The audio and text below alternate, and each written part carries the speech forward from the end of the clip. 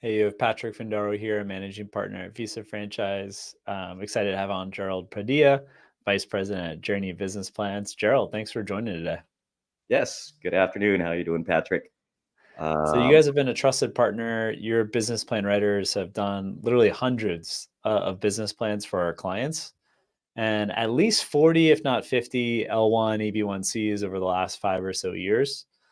So, we thought it was good to talk about this visa category and how you and your firm really help supplement that application. We have a lot of clients applying, buying an existing franchise, trying to apply faster for the L1 3 year, and then get the green card equivalent, the AB1C, or even doing a startup business or franchise where it would be a 1 year L1 and have to wait at least a year to then apply for the EB1C green card, the green card equivalent of the L1 visa category. So that's kind of the idea of today's conversation. And for those that are not familiar with the L1, it's generally used for big multinational managers, executives. Think Siemens transferring over managers. Think IBM transferring over managers. But over the last decade or so, it's been utilized by small and mid-sized businesses also to transfer over executives. Sometimes that's the owner of the business in say, China and Vietnam and South Africa.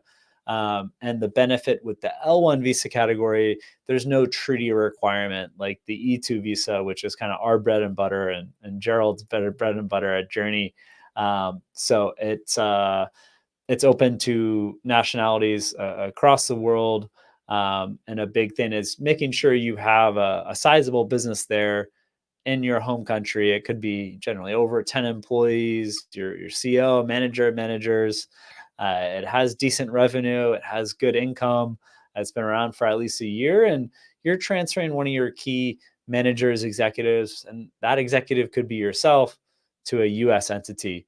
And we work with Joorney on framing how that entity looks today and how that business is going to grow in the future to support your U.S. immigration strategy, always with a U.S. Licensed immigration attorney. So, Gerald, thanks for joining. And any key items that you come across for the L1 visa to kind of demystify and how it relates for the business plan, or kind of the importance of the business plan for the L1? yeah, and yeah, thanks for having me on, Patrick. Happy to share, I guess, my insights as a business plan writer when it comes to the L1. The L1s have been quite popular, as you said. It's definitely a good option besides the E2, just because yes, it's welcome to all countries out there that do qualify for it, but it isn't limited to just treaty countries. So they are popular in countries that aren't part of that list, such as China, India, Brazil, etc. Um, as far as the points, really the main point of the L1 is centered around the manager or executive being transferred from the foreign entity into the U.S. entity, and that indeed they are going to be taking over manager or executive duties in the entity in the U.S. and them bringing their skills and their education, their experience into the U.S. market would then spur growth of that entity in the US, would then in turn create more jobs and more revenue for that company, US entity, I should say, um, which would then have a positive impact on the US economy. So that's really the L1A. And then we do have an L1B that is more for specialized knowledge workers. And so those don't necessarily need to prove that executive or manager role. They more need to prove that they do have these skills that are really irreplaceable, and they really need to transfer this beneficiary from that foreign entity into the U.S. in order to cover these kind of specialized roles and duties in the U.S. entity. What are some key aspects that you really hit hard on in the business plan, such as like financial projections or how the company's incorporated, the org structure? Yep.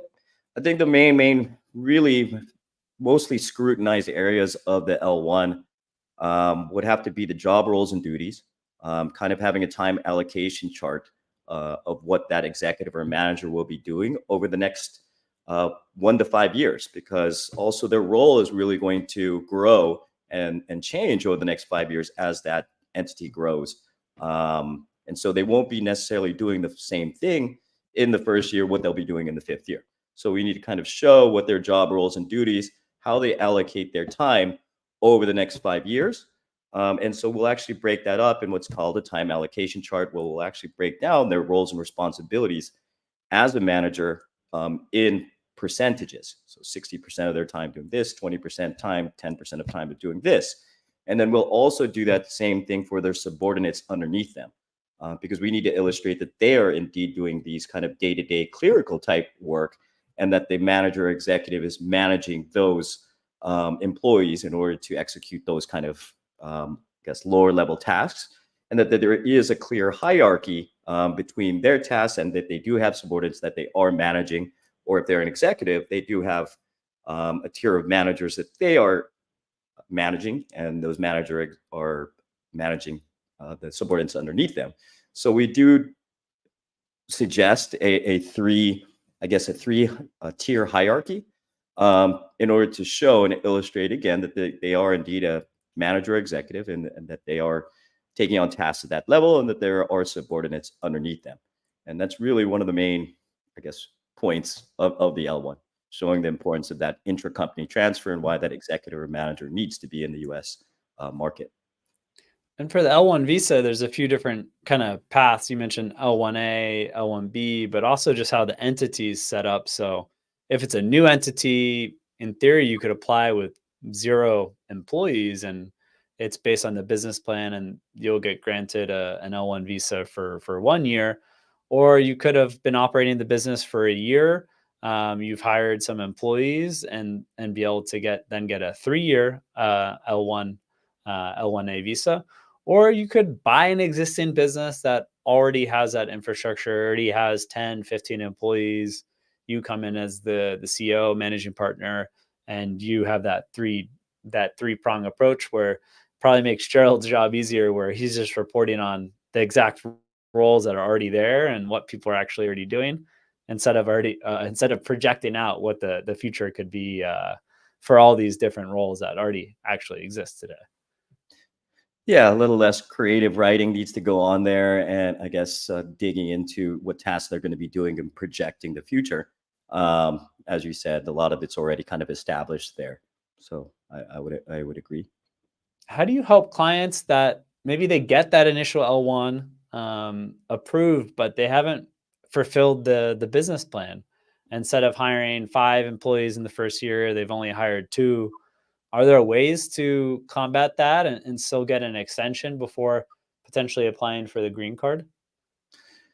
Yeah, a lot of times, not a lot of times, but sometimes that happens. There's all different kinds of market conditions that can hold things back. And it's really up to us to build a compelling story along with the beneficiary or the petitioner's lawyers, in order to have a compelling argument to show why there is certain potential going forward, and that not necessarily were they able to make those hires, but they've maybe brought in more contracts, or got more clients, or produced more revenue. And so we'll be able to show, and may hopefully do some market research, industry analysis, to show the potential of it going forward, and kind of make those arguments on why they weren't be able to make those hires currently, but that they do have the ability to do that going forward. It's just that they haven't made those investments quite yet. But we do work very closely with the applicant and the beneficiary's legal team to make sure that we kind of craft the story, the narrative that they see fit. And so we'll work closely with them to use our tools on our side to show why, again, that they'll be able to improve those projections going forward. And so we'll work together with those financial projections and hiring projections, so that everybody feels comfortable with those. And then at Visa Franchise, as you know, we launched a service earlier this year to create the company, get the tax ID, open up the business bank account. So we can handle that aspect. But as I mentioned in the beginning of today's conversation, they would have already had to have a business being transferred from abroad. Can you tell me a little bit about how you go about that in the business plan and in terms of like the qualifying relationship and kind of the story of this executive and how they're able to qualify for this visa? Yeah, that's a good question. And so it's quite technical. Really, there's different types of qualifying relationships when it comes to the L1 visa. Um, there's one what's called a parent subsidiary, one that's an affiliate company, or one that's a branch office. And there's again different stipulations to be able to qualify and have that qualifying relationship and to prove it in the business plan.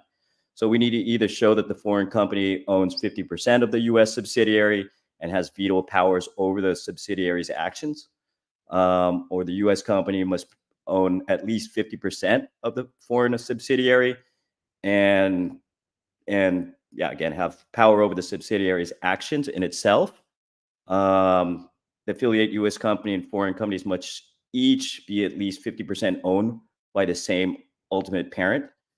A U.S. organization with a branch office abroad qualifies as a foreign organization with a branch in the United States, but must have kind of a U.S. representative in that entity.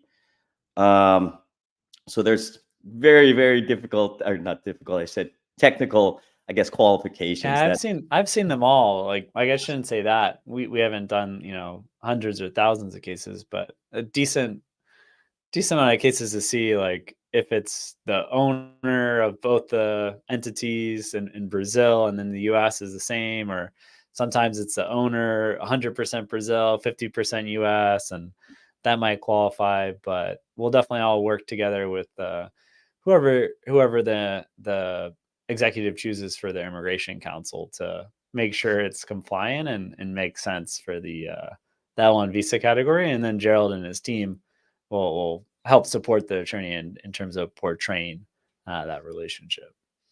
Exactly, kind of illustrating that relationship in the business plan and clearly notating that because again, that's one of the major points when it comes to the L1. And then how important is the market analysis, business strategy, like showing that this business is already succeeding or it should succeed and they should get a shot at growing it in the US? Market research and industry analysis is very important. It's going to provide up-to-date statistics and market trends on their industry and their local market and the market as a whole in the U.S. to show that they actually have a niche in the market. Because they have a niche in the market, they're going to have clients. Because they have clients, they're going to be able to generate revenue. Because they do have so many clients, they're going to be creating jobs because they can't handle all that work themselves. And so having good market research from credible sources definitely goes a long way in communicating to U.S. immigration that, again, that they will have customers based on these real time data points that we will cite on each business plan. We pay for access for databases, about 20 different private sources or more that will give us statistics on different markets, industries, whatnot. So again, we can support the financial projections and the hiring projections that we create. So they aren't just based off of thin air. They're actually based off of real up-to-date statistics of the market. And I know with franchises, it's a little easier in terms of the financial projections and the headcount projections because you can use the historics. So oftentimes that's included in the franchise disclosure document, or for the headcount projections, you might have some data from the SBA that's self-reported by the franchisees, as well as just talking directly to franchisees. But for non-franchise businesses, how do you go about the financial projections? Are you just working directly with the executive or whoever's supporting the executive on kind of mapping that all out?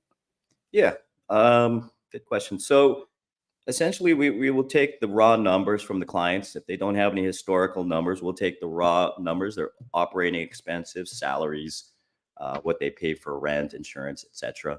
How much profit or their cost of goods, cost of services, as well as how much they're actually selling their goods for. We'll take all those kind of raw numbers and then create projections on them based on market averages and using our experience.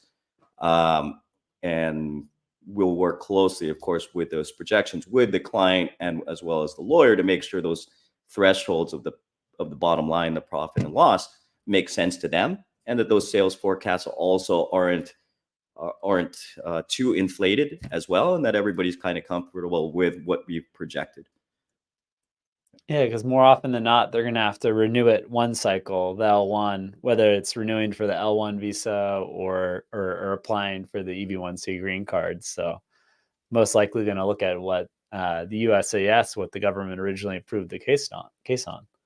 Yes, certainly. And that's a good point also, is that that's also why we keep our financials somewhat conservative. Maybe not as dreamy or inflated as something you would present to investors or for banks. Just because in this case, it would work negatively against you because you would come to that renewal point. And if you've overpromised and underdelivered, that only raises red flags. So we would rather kind of underpromise and overdeliver, knock it out of the park so that everybody's happy. And then we will make sure that we kind of have a conservative projection so that the lawyers are comfortable with it based on their past successful cases. And one question we always get, what's the minimum investment for the L1? And reality, there's no minimum investment. It could be extremely low, just a few $1,000s. But the fact is, to renew it or switch over to the green card, I don't know, it's usually hundreds of thousands of dollars of at least working capital to sustain those employees. So I guess how does Joorney aid in terms of supporting with the initial capital outlet investment, as well as the continued investment of capital to sustain the business for that immigration business plan? Yeah, and so we do have a small feasibility analysis inside of our business plans, so that we can kind of explain that they will be able to at least definitely get through that first year, and be able to sustain until they start getting their feet underneath them and start generating more money, until that executive or manager starts actually making an impact. And so we will show in a feasibility analysis, also in the financial projections, that they're going to be able to cover their costs. And again, we'll also work together on their hiring plans so that it makes sure that everything's kind of balanced out and everyone's comfortable with the profit that's being made. Any common pitfalls or even just tips for a successful L1 EB1C business plan? Um, no, the more details that we can be provided by the client, the more detailed we can make the business plan. And so just understanding what that executive or manager does, or that specialized knowledge worker does, helps us build a stronger case, because we can expand on their duties and we can make them a little bit more convincing towards U.S. immigration if we can understand, entirely what they do. It's easier to build a compelling story when we understand completely what roles they're going to do, and the business model itself. So it's just a matter of giving us as much detail as possible, so we can understand both entities in the U.S. and the company overseas. Just got to keep in mind that the business plan that we create for L1s are really almost like two business plans in one. And so U.S. immigration is looking for the story both on the parent company, the foreign company side, and the U.S. side. And we need to show the corporate structure and the relationship between the two. So, Gerald, let's turn now to a few of the questions that are coming in. We'll start with Andrea. How detailed should the market analysis section be, and what info is crucial for visa application support? Detailed enough to convince the U.S. immigration that, again, you're going to have enough clients in that local area and in that industry, and that we're going to be able to hit the projections that we create. So it should be quite detailed, and I would recommend that you use credible sources and not just get them some random Wikipedia page, but actually, IBIS World Statista, or even pay a professional that has access to these databases. Because when you do use these market research statistics, you want to be able to cite those sources at the bottom of each page so that they're actually credible for U.S. immigration. And so it should be quite detailed. It should be down to the local market, the market in itself, kind of macro and micro. And then we got a question from Tremblay David. Can you provide insights on the timeline for preparing and submitting an L1 visa business plan? Thanks. Yep. Standard for us, our normal delivery time is 7 to 10 business days, which is 2 weeks. And then, of course, we can't start writing until we actually have information about the business. But once we have everything to begin writing, it will take us 7 to 10 business days to create a first draft. And then we submit that first draft to you or the applicant and their lawyers for review. The lawyers would get a chance to look through it from an immigration strategy perspective, legal point of view, and then the applicants would look through it from just a business description point of view. We provide unlimited revisions. So at that point, if there's any kind of edits, changes, or adjustments that need to be made, we do unlimited amount of revisions. So as many as it takes until everybody's essentially happy with the business plan. And then once everybody is, we'll go ahead and graphically design it. So usually that back and forth after the first draft usually takes another week or so. So roughly 3 weeks plus however long it takes for the client to give us the information to get started. That being said, we do understand there's some urgent cases out there, especially when there's RFEs involved and hard deadlines. And so we do offer expedited services where we can cut the time in half to 3 to 5 business days or even 2 business days, and consider that our premium rush for special cases. But normally our normal expedited rush service is 3 to 5 business days. And so we can have basically a first draft done in 1 week, and then we'll go back and forth and make those revisions. Usually that takes an extra few days. So within 2 weeks, we can have that start completed from start to finish. And then we have a question from Sandra Kim. Any recent industry trends or marketing conditions that immigration authorities specifically look for in an L1 visa business plan?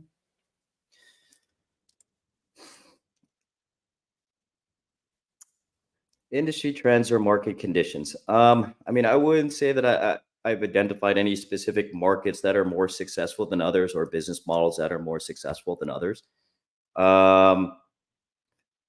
Industry trends, yes, I really would need to do a little bit more research to see those kind of trends. We do many different kinds in all different industries. We're really industry agnostic. So how about on the RFEs? Like, are there any particular trends in RFEs? Is it more about the petitioner's role? I mean, the beneficiary's role, what that executive is going to be doing, or what are the RFEs about usually? Yeah. Yes, all too familiar with RFEs. Just because L1s are very common to get RFEs. I mean, we estimate. Let's take a step back. For those that have a company abroad, they're thinking of moving to the L1. You could get approved right away, or there could be a request for further evidence, an RFE, where the USCIS, the Immigration Services, is asking for basically more information before they approve or deny your case. Yeah, and so we know that sometimes, basically, maybe 50% of L1s come back with RFEs, especially if they're going through the premium processing route. A lot of the RFEs sometimes are boilerplate RFEs when the information is already in the business plan that was already submitted. And basically, U.S. immigration is just kind of being a pain. Time. And yes, a lot of the times, and asking for the same information that's already been presented. Maybe they're just, yes, again, buying themselves time because premium processing. So, and they're just coming back asking for more evidence. And so it's just about regurgitating and coming back with the same information, but in more detail and emphasizing it a little bit more in order to answer that boilerplate RFE, which is most likely going to be asking about feasibility analysis or job duties as an executive or a manager. And again, our business plan definitely addresses all those points. So it's easy for us just to get that information and represent it back to them. But other times, some clients choose not to use a professional business plan from us or a business plan from another provider. And so those elements are lacking. And then they'll need to come back to us. And then that's what it will say. It'll say that, they're missing the justification, either qualifying relationship between the two, or to justify that indeed they are a manager or executive, and that they are doing managerial duties. And then that feasibility analysis. So those are really the three main points when it comes to the RFE. Awesome. Well, Gerald, this has been great. We mostly focus on our clients generally are applying for the E2 visa as long as they have a passport from 80 or so different countries. But especially for those that don't, or maybe they want to transition E2 to EB1C, this has been super helpful for all those foreign entrepreneurs that are thinking about making the move to the United States. They're acquiring an existing franchise, starting a franchise from zero, or buying an independent business, or starting their own business. So appreciate everyone taking the time to dial in today and listen today. And Gerald, thanks again for joining. Yeah, you're welcome. Thanks for having me, Patrick. Hope everyone found this helpful. And we're always here for you at Joorney Business Plans. If you have any more questions, always a pleasure, Patrick. Thanks for having Thanks, me. Gerald. All right. Happy holidays, everyone. Bye bye. Happy Have a good holidays. day.